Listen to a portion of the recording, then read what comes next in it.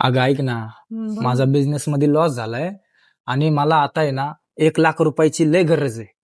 मी सगळ्यांकडे मागून बघितलंय, मित्रांकडे, शेजाऱ्यां पाजाऱ्यांकडे, पण कुणी द्यायला तयार नाहीये. आता माझं डोकंच चाललं नाही की नेमकं काय करू, आणि मला आहे ना अक्षरशः वैताग आलाय. काळजी नका करू तुम्ही.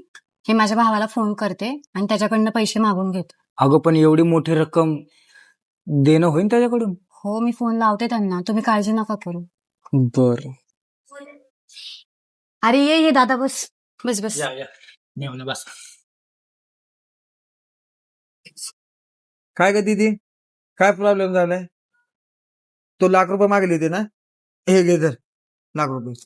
ताई, तुम्हाला जर अजून काय पैशाची मदत लागली तर सांगा, आम्ही अजून मदत करेल तुम्हाला.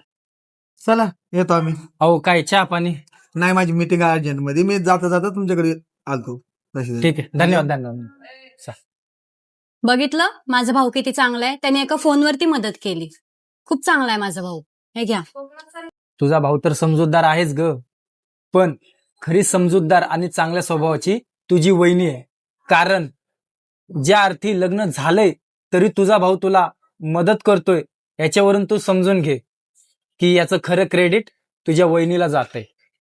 कारण आजकाल तर तू बघते जगामध्ये काय चाललंय, लग्न झालं की भाऊ बदलतो, भांडणं होतात, कुटुंब तोडलं जातं. पण खरंच तुझी वहिनी खरंच ग्रेट आहे. अहो, तुम्ही खरंच बोलताय.